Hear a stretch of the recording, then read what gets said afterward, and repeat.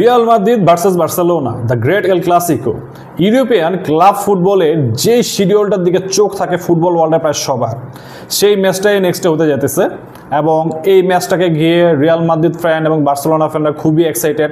তারা যে যার মতো প্রেডিকশন দিতেছে, বার্সেলোনা ফ্যানরা প্রেডিকশন দিতেছে আমরা গত সিজনের মতো এইবারও রিয়াল মাদ্রিদে আবারও হালি দিব, এবং রিয়াল মাদ্রিদ ফ্যানরাও কাউন্টার দিচ্ছে সেভাবে যে না, আমরা বার্সেলোনার রিভেঞ্জ নিব, লামিন ইয়ামালকে দেখে নিব, আমাদের জাভি আলোনসো রিয়াল মাদ্রিদ খুব ভালো ফর্মে আছে, এমবাপ্পে দারুণ ফর্মে আছে, এইবার লাস্ট সিজনের রিভেঞ্জ আমরা নিয়েই ছাড়বো।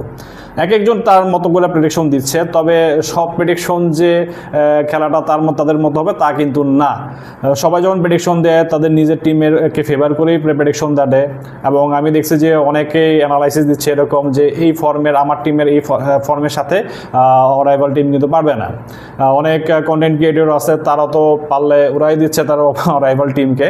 তো আমি যখন আসলে এরকম আমি নর্মালি কোনো প্রেডিকশন দিই না, আমি যেটা করি আমার এক্সপিরিয়েন্স এবং অ্যানালাইসিস থেকে একটা অ্যাজাম্পশন নেই যে ম্যাচ এই প্রেজেন্ট ফর্মে আসলে দুই দলের ম্যাচটা আসলে কেমন হতে পারে এবং কে বেশি চান্স ক্রিয়েট করতে পারে এবং কে বেশি মোমেন্টাম পাইতে পারে, এবং সেই মোমেন্টাম থেকে তাদের ফর্ম অনুযায়ী চান্স কাজে লাগানোর সম্ভাবনা কতটুকু। একটা ম্যাচ নিয়ে প্রেডিকশন করার আগে দেখতে হয় যে যেই দুই দলের খেলা হতে যাচ্ছে সেই দুই দলের প্রেজেন্ট ফর্মটা কীরকম, তাদের কি প্লেয়ারদের প্রেজেন্ট ফর্ম কেমন চলতেছে এবং তাদের প্রেজেন্ট ট্যাকটিক্সটা কী, এবং এই দুইটা ট্যাকটিক্স যখন একজন আরেকটার এগেনস্টে ফেস অফ করবে তখন কোন ট্যাকটিক্সের অ্যাডভান্টেজ পাওয়ার সম্ভাবনাটা বেশি। এবং সবচেয়ে লাস্টে দেখতে হয় যে দুই দল যে ট্যাকটিক্সে খেলতেছে, যেই দুই দল যেই ফর্মে আছে সেই ফর্মের পিছনে যেই সব প্লেয়ারদের কন্ট্রিবিউশন সবচেয়ে বেশি তারা সবাই অ্যাভেলেবল আছে কি না। প্রথমে দুই দলের দিকে যদি তাকাই, দুই দল কিন্তু লা লিগায় মোটামুটি ভালোই ফর্মে আছে, কিন্তু রিয়াল মাদ্রিদের পয়েন্ট 2 পয়েন্ট বেশি, কারণ হচ্ছে রিয়াল মাদ্রিদ জাস্ট একটা ম্যাচ হারছে, অপরদিকে বার্সেলোনা এক ম্যাচ হারছে প্লাস একটা ম্যাচ ড্র করছে। So kind of similar form, এর মধ্যে বার্সেলোনার গোলের সংখ্যা বেশি এবং রিয়াল মাদ্রিদ থেকে তারা একটা গোল কনসিড বেশিও করছে।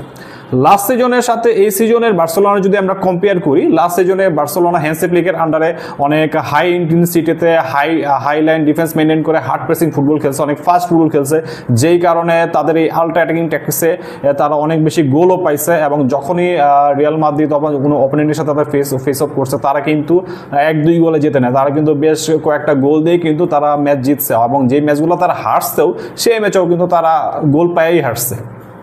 অপরদিকে রিয়াল মাদ্রিদের এই সিজনের ট্যাকটিক্স কিন্তু চেঞ্জ, লেভারকুসেন থেকে জাভি আলোনসো আসছে এবং নতুন ট্যাকটিক্সের রিয়াল মাদ্রিদ মোটামুটি এখন পর্যন্ত কমফোর্টেবল। তারা জাস্ট অ্যাথলেটিকো মাদ্রিদের সাথে লিগে একটা ম্যাচই হারছে, পুরো সিজনে তাদের হারে একটা মাত্র ম্যাচ।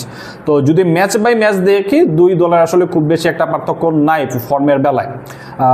এবং রিসেন্টলি যদি দেখি ইউসিএল লাস্ট দুইটা ম্যাচে তারা জিতছে, রিয়াল মাদ্রিদ জুভেন্টাসের সাথে 1-0 গোলে জিতছে, অপরদিকে বার্সেলোনা কিন্তু অলিম্পিকের সাথে একটা বড় ব্যবধানে জিতছে, যেই ম্যাচের রেজাল্টটা কিন্তু তাদেরকে এই রিয়াল মাদ্রিদের তুলনায় বেশি বুস্ট আপ করে রাখবে, কারণ এরকম একটা বড় মার্জিনে উইন কিন্তু টিমের মোরাল কিন্তু আপ করে দেয়। এখন লাস্ট সিজনের সাথে এই সিজনে বার্সেলোনার ডিফারেন্সটা কি? এই সিজনের সাথে বার্সার ডিফারেন্সটা হচ্ছে তারা কিন্তু আগের সিজনে যে ইন্টেন্সিটিতে ফুটবল খেলছে সেই ইন্টেন্সিটি তারা খেলতে পারতেছে না।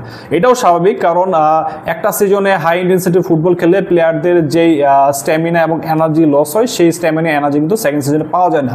অনেক প্লেয়ারদের এনার্জি লেভেল ডাউন থাকে, অনেক প্লেয়ারদের ফিটনেসের সমস্যা থাকে এবং অনেক ইনজুরির জন্য মাঠের বাইরে থাকে। যেমন এই এল ক্লাসিকো কিন্তু বার্সেলোনা রাফিনহা, লেভানডস্কি, গাভি এবং অলবার মতো কিছু ইম্পর্টেন্ট প্লেয়ার গত সিজনে তারা কিন্তু এই ম্যাচে অ্যাভেলেবল না বিকজ অফ ইনজুরি।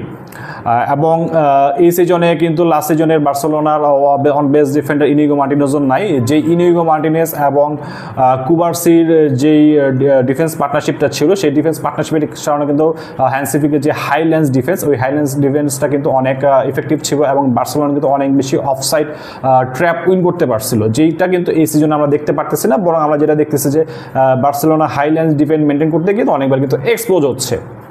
অপরদিকে রিয়াল মাদ্রিদের কি চেঞ্জটা আসছে, রিয়াল মাদ্রিদের চেঞ্জটা পজিটিভ। কিভাবে পজিটিভ?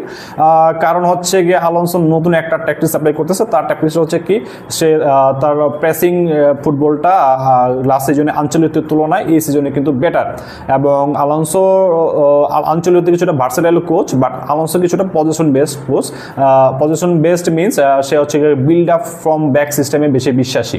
এবং আলোনসোর এই ট্যাকটিক্সে এখন পর্যন্ত রিয়াল মাদ্রিদ একটা ম্যাচে হারছে সিজনে। এবং এছাড়া যদি প্লেয়ারদের দিকে যদি তাকাই, কিলিয়ান এমবাপ্পে, আর্দা গুলার এবং ভিনিসিয়াস এরা কিন্তু খুব ভালো ফর্মে আছে। এখন এই দুইটা দল যখন একজন আরেকজনকে ফেস করবে তখন আসলে কিরকম হইতে পারে? লাস্ট সিজনে যেরকম আমরা দেখছি যে বার্সেলোনার ডোমিনেশনে বেশি ছিল এবং 4 ম্যাচের 4টাতেই তারা জিতছে এবং 4 ম্যাচে টোটাল 16টা গোল দিয়েছে। এরকম সিচুয়েশন কি এইবার হতে পারে কিনা?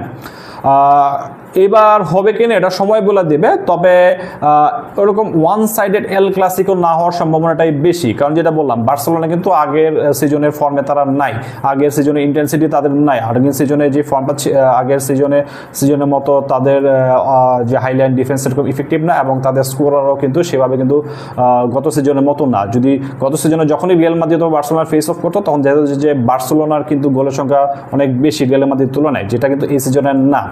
বাট যেহেতু বার্সেলোনার হাইলাইন ডিফেন্স গত সিজনের মতো ইফেক্টিভ না, এবং একই সাথে এমবাপ্পে, গুলার এবং ভিনিসিয়াস তিনজনের একটু ভালো ফর্মে আছে, তারা হয়তো বা এইবার বার্সেলোনার যেই অফসাইড ট্র্যাপ ট্যাকটিক্সটা সেটা তারা হয়তো ভালো একটা কাউন্টার দিতে পারে, যেহেতু বার্সেলোনার হাইলাইন ডিফেন্সটা আগের মতো ইফেক্টিভ কাজ করতেছে না। আবার একই সাথে বলা যায় বা আলোনসো রিয়াল মাদ্রিদ কিন্তু সিজনে সেভাবে কোনো বিগ টেস্টকে ফেস করে নাই। পুরা এখন পর্যন্ত তাদের একটাই বিগ ম্যাচ খেলছে, সেটা হচ্ছে অ্যাথলেটিকো মাদ্রিদের সাথে, যেই ম্যাচটা কিন্তু তারা 5-2 গোলে হারছে। এছাড়া একটা টাফ ম্যাচ ধরা যায়, সেটা হচ্ছে যে চ্যাম্পিয়ন্স লিগে মার্সের সাথে, যে মার্সের লিগ ওয়ানে সেকেন্ড পজিশনে আছে এখন পর্যন্ত। অপরদিকে বার্সেলোনাও যে খুব বেশি বিগ ম্যাচ ফেস করছে তা কিন্তু না, বাট তারা কিন্তু ফেস করে আসছে ডিফেন্ডিং ইউসিএল চ্যাম্পিয়ন পিএসজিকে, যারা কিন্তু এখনও নিঃসন্দেহে বলা যায় তারা হচ্ছে ইউরোপের বেস্ট টিম। সেই হিসাবে বার্সেলোনার বিগ ম্যাচ খেলার এক্সপিরিয়েন্স আছে এই সিজনে এখন পর্যন্ত। বাট রিয়াল মাদ্রিদের সেই হিসাবে অ্যাথলেটিকো মাদ্রিদ ছাড়া বিগ টিম তারা ফেস করে নাই, বিগ চ্যালেঞ্জের মুখে তারা পড়ে নাই। এবং যেই বিগ চ্যালেঞ্জটা তারা ফেস করছে সেই বিগ চ্যালেঞ্জে কিন্তু তারা ফেল করছে। এবং সেই যেই বিগ চ্যালেঞ্জটায় আলোনসো রিয়াল মাদ্রিদ ফেল করছে, সেদিন আসলে দুই দলের ট্যাকটিক্সটা কি ছিল, সেদিন কিন্তু অ্যাথলেটিকো মাদ্রিদের সিমিওনে জাভি আলোনসো মাদ্রিদের যে build up from back tactics সেটাকে কিন্তু সে টার্গেট করে খেলছে। মাদ্রিদ যখনই বিল্ড আপ করতে গেছে সেখানে কিন্তু অ্যাথলেটিকো মাদ্রিদ একটা টিম ওয়ার্ক, একটা ভালো প্রেসিং করে সেখানে কিন্তু আলোনসোর মাদ্রিদের বিল্ড আপটা ঠিকমতো করতে দেয় নাই। এবং সেখান থেকে কিন্তু আলোনসোর মাদ্রিদ ন্যাচারালি যে খেলাটা খেলছে সেই খেলাটা কিন্তু ওই দিন খেলতে পারে নাই।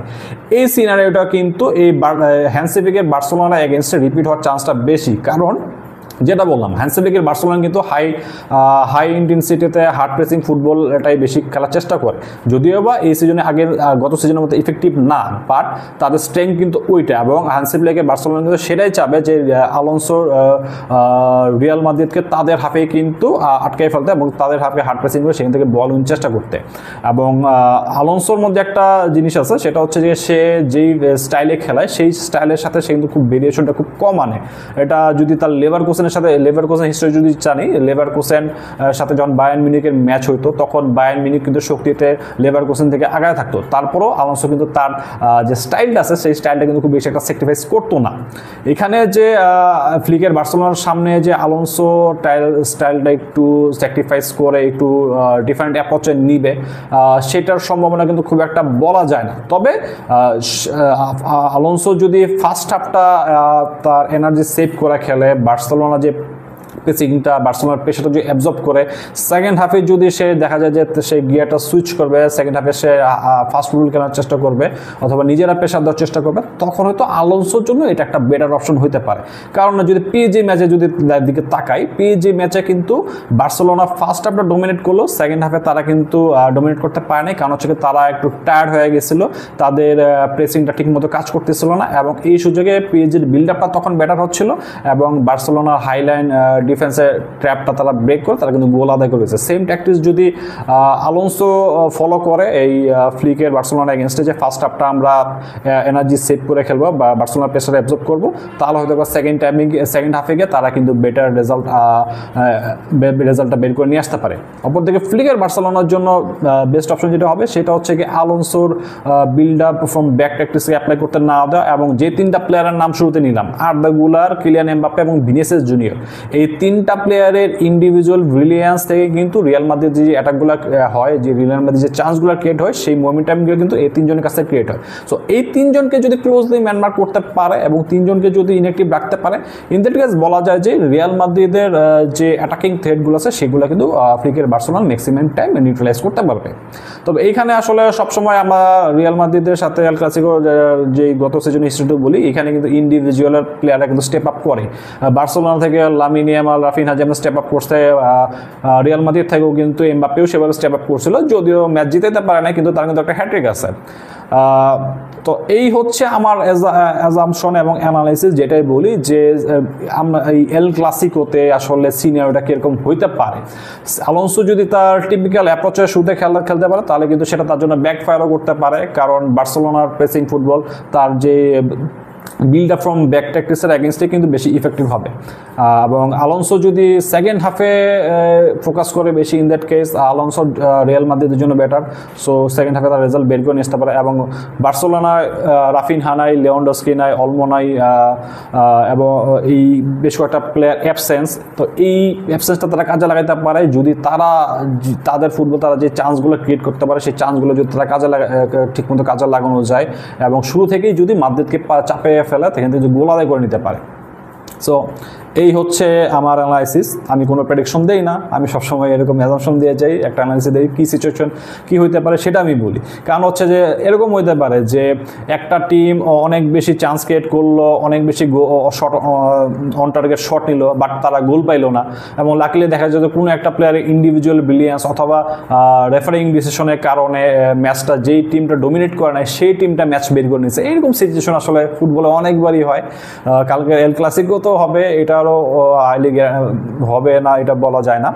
আর এল ক্লাসিকো এমন একটা ম্যাচ যেখানে হচ্ছে যে যদি টিম হারে তো ব্লেম দেওয়ার জন্য অবশ্যই রেফারি থাকে, এবং রেফারি কখনোই ক্লিন ডিসিশন দিতে পারে না এল ক্লাসিকোতে, এবং 100% অ্যাকাউন্টও রেফারির পক্ষে ডিসিশন দেওয়া সম্ভব না। বাট রেফারি একটু ভুল ডিসিশন দিলেই এবং সেটারই আসলে বার্সা রিয়াল বোথ সাইডে কিন্তু সেটার এক্সকিউজ ধরে নেওয়া যায় এবং তাদের একমাত্র কাউন্টার থাকে সেটাই। তো এক্সপেকটেশন থাকবে আমার এটাই যে কালকে একটা ভালো ম্যাচ হবে। অ্যান্ড আমি যেহেতু বার্সেলোনা ফ্যান, আমার সাপোর্টটা, আমার ইচ্ছা থাকবে যাতে বার্সেলোনা এই ম্যাচটা শেষ করে ভালোভাবে জিতে। তো let's see what happen. Till now, good bye.